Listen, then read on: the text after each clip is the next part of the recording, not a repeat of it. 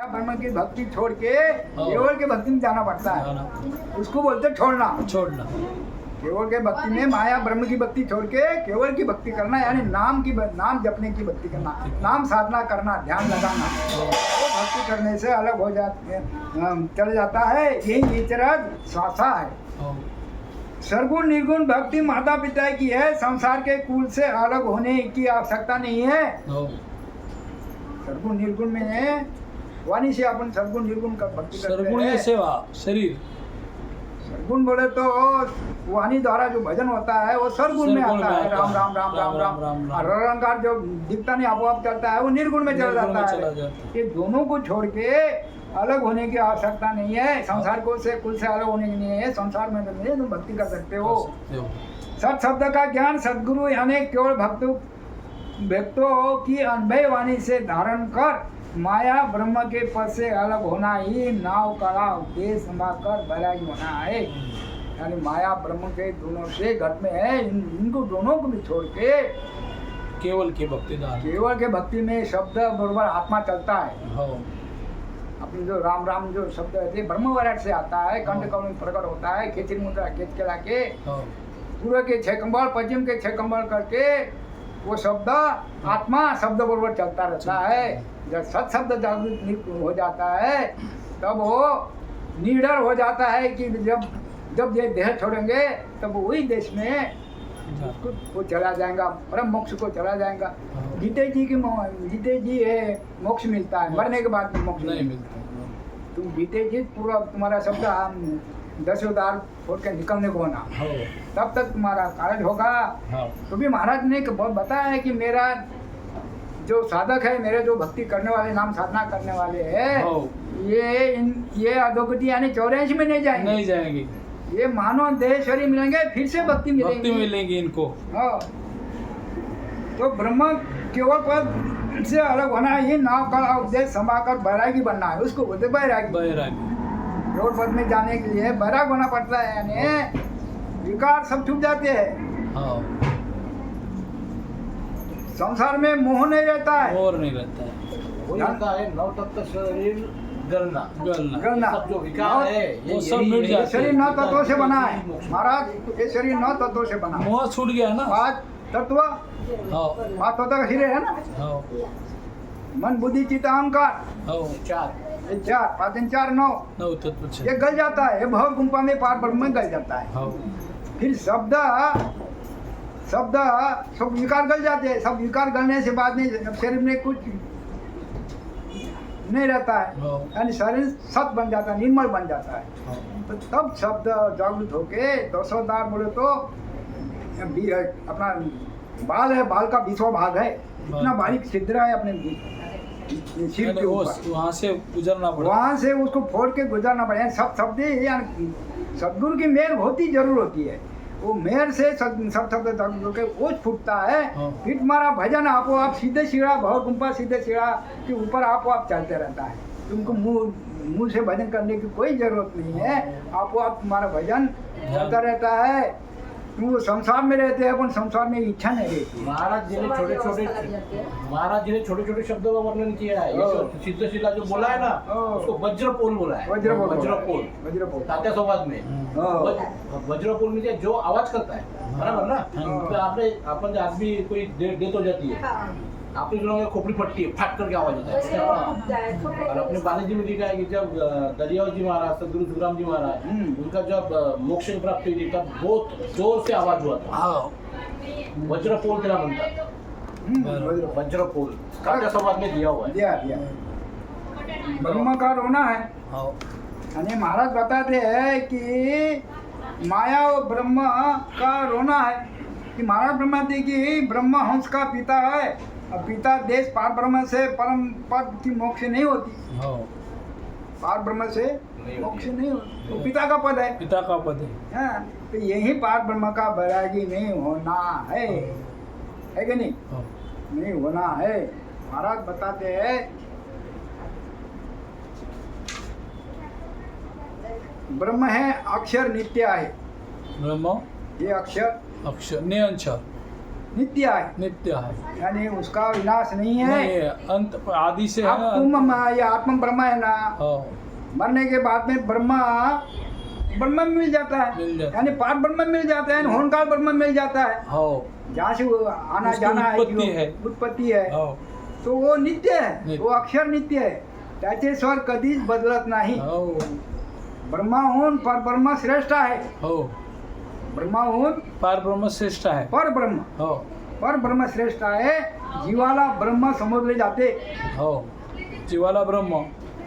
जीवाला ब्रह्म समजले जाते. का समजले जाते? हा. कारण तो आत्मा बरोबर एक आत्म चेतन आहे, आत्मा ब्रह्म आहे, हो पण तो इथं कर्म केल्यामुळे तो जीव पण आहे त्याच्यात. जीवात्मा आला. तो ब्रह्मच आहे. ते सायकल आहे ना.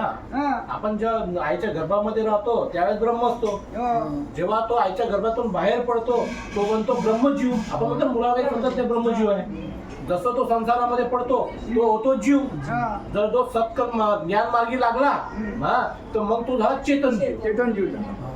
तेव्हा तो चेतन होतो त्याच वेळेस तो मोक्ष आहे. अरे बाप, पाण्याचा बुडबुडा आहे, हो पाणी ब्रह्म आहे, हो आणि बुडबुडा काय आहे. तर पाणी बुडबुडा मिटून जातो, हो आणि तो कशात मिसळतो? शेवटी पाण्यात. पाण्यातून मिसळ अर्थात आत्मा हा ब्रह्मामधून येतो आणि ब्रह्मात आणि शेवटी ब्रह्मात मिसळतो. हो तो महाराज मला जीवाची अवस्था म्हणजे काय, परब्रह्म भगवान प्राकृत जगातील जीवाची अवस्था भिन्न असते. भिन्न असते. प्राकृतिक हा हे तीन जग प्राकृतिक आहे, आध्यात्मिक वेगळं आहे. हो प्राकृतिक जीवाची अवस्था भिन्न असते. हो प्रकृतीवर प्रभुत्व करणे स्वाभाविक. या निसर्गावर मनुष्य काही जिंकू शकतो, त्याच्या प्रकृतीवर त्याचं प्रभुत्व गाजू शकतो. जीव जेव्हा प्राकृत अवस्था असतो त्याला विविध शरीर धारण करावं लागते. या जगामध्ये प्राकृतिक अवस्था आहे ना, हो आध्यात्मिक अवस्था पुतला नाही तो, बरं. त्याचे सांगितलं महाराजांनी. तर यालाच कर्म म्हटलं आहे म्हणतात. हो याला प्रकृतीमध्ये आला तो कर्मामध्ये. यालाच कर्म म्हटले आहे. हो. शरीर धारण करतो ना, विविध शरीर हो. 84 ला घेऊन हा विविध प्रकार. धारण करतो. त्याने स्वतःचे भौतिक अथवा आध्यात्मिक प्रकृतीशी तादात्म्यानुसार त्याला भौतिक अथवा आध्यात्मिक प्रकृतीशी देशाची प्रीती होती.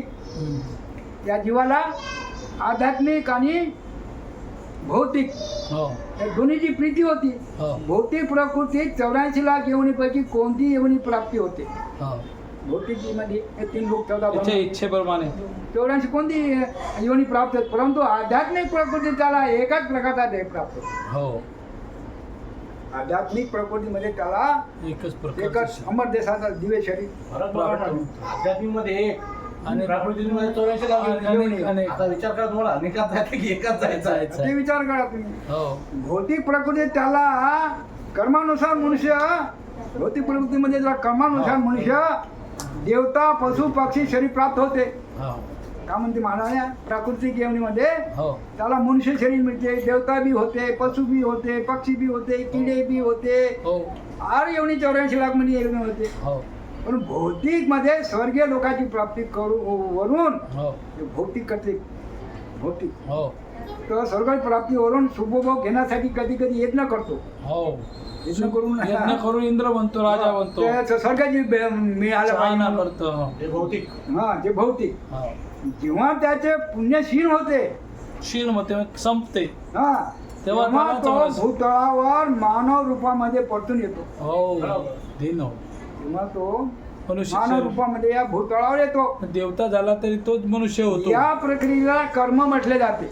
हो. या प्रक्रियेला सर्व कर्म म्हटलं जातं. कर्म म्हटले जाते. आपल्या घरामध्ये करतो. हो यज्ञ कुंडामध्ये 5 प्रकारचे अग्नी आहेत. अग्नी आहे. हो 5 प्रकारची आहुती दिल्या जाते. हो 5 अग्नी म्हणजे स्वर्ग, लोक, पृथ्वी, स्त्री, पुरुष म्हणजे श्रद्धा, चंद्रावरील भोक्ता की अन्न, वीर्य होय. हो हे झाले 5 प्रकारचे आहुती दिली. अन्न. हा.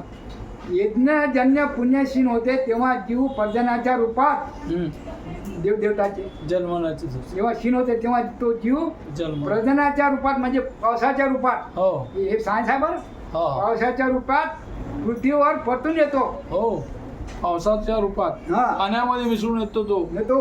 हा. मग तो धान्य रूप धारण करतो. क्या बात है.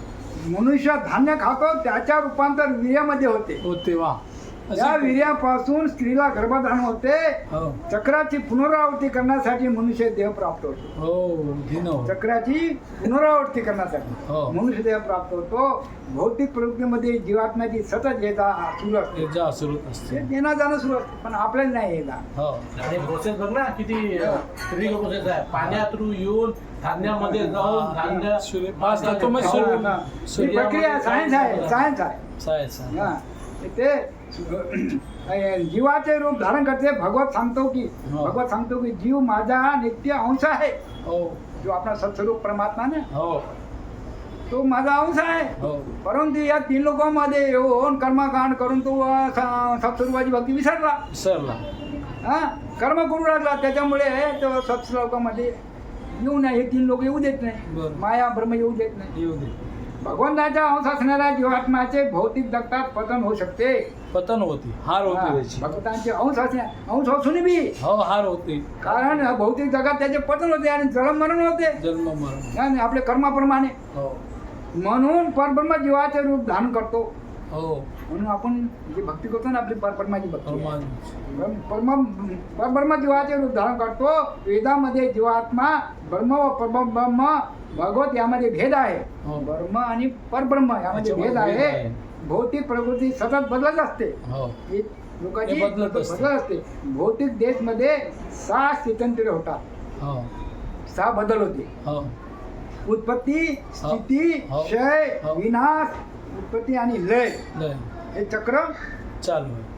उत्पत्ती होणे स्थापना होणे आणि मरणे जन्म 6 बदल स्थिती होतात. बदल होते आपल्या जीवाच्या 6 स्थितीमधून तो गुजरतो. आपण लहानपणापासून आपली स्थिती पण नाही, ती स्थिती वेगळी म्हणजे जीवाची स्थिती सांगितली. जीवाची स्थिती. हा आणि परमात्मा हा प्रत्येक देहामध्ये जीवात्मा बरोबर उपस्थित असतो. परमात्मा हा कोणी बी तो भली कर्म करो काय करो पण तो त्याच्या बरोबर उपस्थित असतो. म्हणून महाराज सांगतात आत्म मे परमात्मा दया करो भरपूर जन सुखिया निर्भय भया काळ कंठ सग. जीवात्माला यज्ञ करण्यासाठी चक्राची पुनरावृत्ती करण्यासाठी पुन्हा मनुष्य देह प्राप्त होतो. हो हे चक्राची पुनरावृत्ती करण्यासाठी हो आता इथून गेल्यानंतर काय संपलं असं नाही. नाही आहे आत्मा अमर आहे. अमर आहे आत्मा बरोबर कर्म असतेच. असतेच तो पण ज्याप्रमाणे तो करत त्याप्रमाणे त्या येऊनच जाईल. जाईल. ते पुनरावृत्ती त्याला करावंच लागणार आहे. हो हे कुठपर्यंत आहे हे प्राकृतिक प्राकृतिक अवस्थेमध्ये हे 3 लोक 14 म्हणजे आपल्याला प्राकृतिक अवस्थेच्या बाहेर जायचं. आध्यात्मिक याच्यामध्ये आध्यात्मिक शरीर धारण करायचं. मोक्ष पण आपल्याला प्राकृतिक मध्ये राहूनच हा. भेटते. नाही आता आपण प्राकृतिक मध्ये आहोत. आता आपल्याला आध्यात्मिक धारण धारण करावं लागेल करून ना. जावं लागेल. आता प्राकृतिक धारण करायचं नाही आपल्याला. हा, right. आपल्याला काय धारण करायचं अध्यात्म धारण करायचं आणि आध्यात्मिक शरीर प्राप्त करून मोक्षाला जाऊ शकतो. अध्यात्म जोपर्यंत येणार नाही तोपर्यंत तुमचा मोक्ष होणार नाही. नाही. भगवंताचे अच्युत्य कधीही परत येत नाही. हो भगवंताचे अच्युत म्हणजे संत लोक. संत लोक ते कधीच एकदा आपण गेल्यानंतर परत येत नाही. येत नाही. पण जे संत येतात हो ते कोणते संत आहे हो हा सत्ताधारी सर संतधारी आणि सत्ताधारी. सत्ताधारी म्हणजे ते आपले परवाना घेऊन येतात. हो तुकारामजी महाराज, दर्याजी महाराज, कबीरदास महाराज हो हे संत गर्भात येत नाही पण हे परवाना घेऊन जीवाला चेतवून जातात. तिथून जातात. हो त्या देशाला परत निघून ज्ञान जातात. देतात त्या जीवाला हा. आणि त्याला ज्ञान देऊन एवढी ज्ञान देऊन परमात्म्याची हजारो जीवाला चेतवून नेतात. का नाही संत लोकांचं तेच काम आहे. त्यांना तो महाराज म्हणतात की परब्रह्म जीवाचे रूप धारण करतो.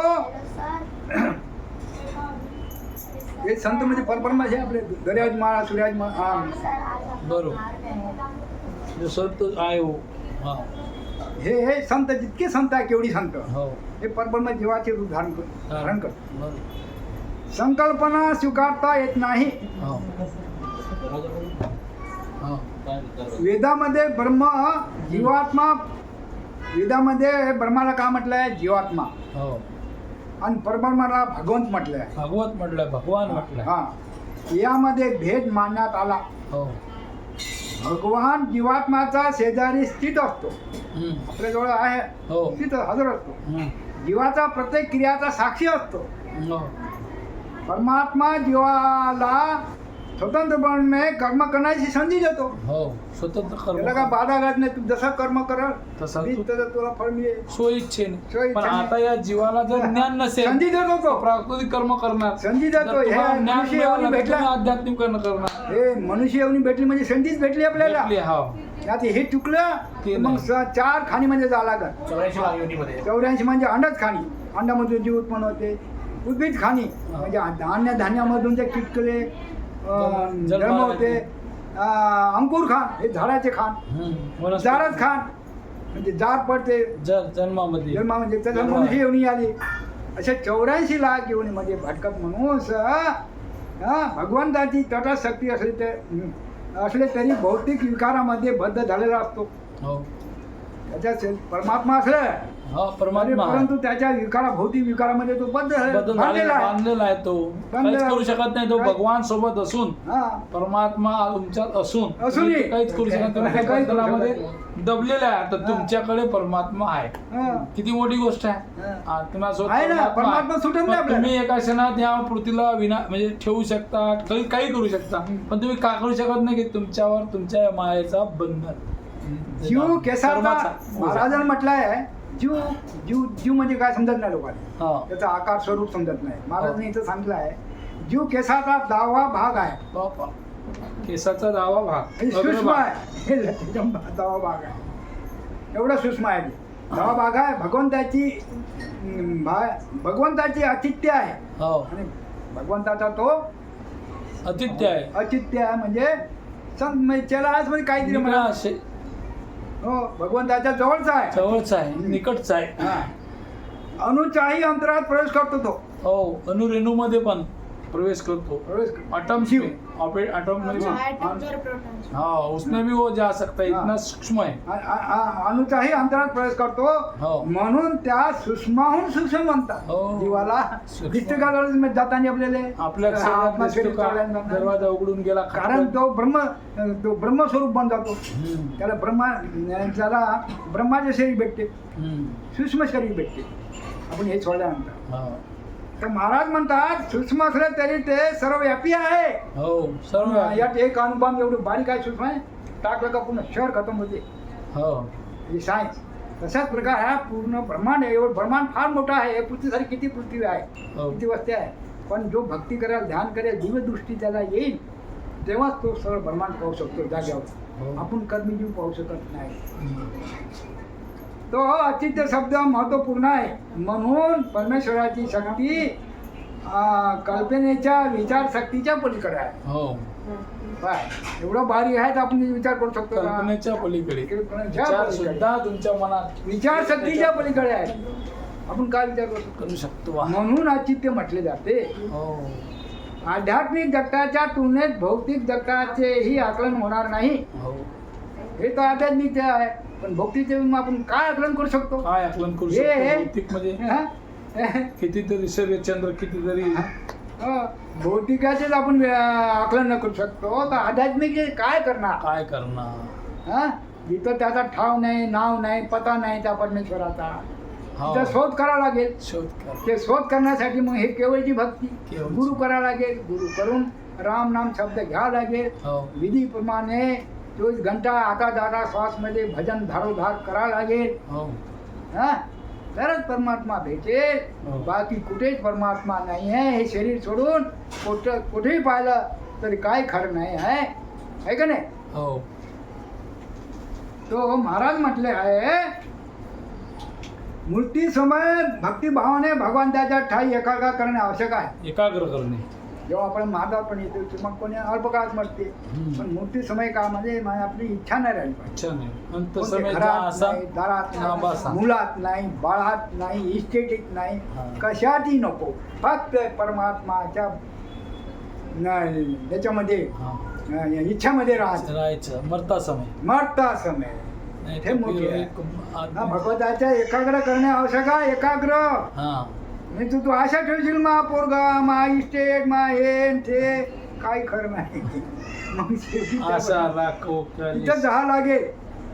तर महाराजांनी म्हटलं आहे मूर्ती माणसाचे मन न अत्यंत विचलित असल्या कारणाने मन जेव्हा विचलित. मरण येते ना माणूस एवढा मोठा शरीर सोडून झाला थोडं माया जाळ सोडून झाला की तो मग काय ना, सहजासहजी पोते- सुटल का पोते- सब पोतं- मग मायामध्ये अटकूनच राहील ना तर दिवे छोटा अंधाराचा आपण एवढं विचार करतो तर महा किती मोठा अंधकार आहे तो तिथे कमी विचलित होत असेल का? अरे सहजासहजी सुटत नाही बा बुधा झाला तरी सुटत नाही बुडा झाला हा, दिव्य शरीर प्राप्त करण्यासाठी आयुष्यभर योगाचा अभ्यास करणे आवश्यक आहे हो योगाचं म्हणजे नाम जपायचं आवश्यक हो आयुष्यभर आयुष्यभर ते करत राहिलं की आपलं लक्षात टिकलं राहील हा. आणि तरच ते आपण मन मरता करत नाही, आणि तसं की जे योग करत- तुझ्या सोबतच राहील नाही तर मग मन भटकते मन ताब्यात येत नाही मन वडाय वडाय हा. उभ्या हा. पिकातला तर इंद्रिय विषयापासून इंद्रियांना प्रवृत्त करणे हा. जे इंद्रियाचे भोग आपल्याला भेटतात पाहण्याची इच्छा तो म्हणून घेण्याची ते- इच्छा, जे आपल्या इंद्रिय भोगाची ते परावृत्त करायचे त्याला सोडायला कमी कमी करायला लागते पाच इंद्रिय पाच इंद्रियाचे भोग कमी कमी करून परमात्म्यामध्ये लीन करावं लागते भजनामध्ये लीन करावं लागते नेत्र कर्ण नासिका जी स्पर्श ज्ञानेंद्रिय इंद्रिया भोगात युक्त न होऊ देणे मन अंतर्यामी परमात्म्यावर एकाग्र होते हे सगळं सोडल्यावर मनच परमात्म्यावर एकाग्र होते म्हणजे निश्चित होते तो हो. त्या स्थितीला समाधी स्थिती म्हणतात. समाधी स्थितीत तर जाणे फार कठीण आहे बाबा अर्भो खरबातून येईल पाणी वाचे दोन हो. आणि वाचत बा अजून राम दिन हो सद्गुरु शुक्राजी महाराज ने दिन हो दिन हो दिन हो राम सभा में राम राम रो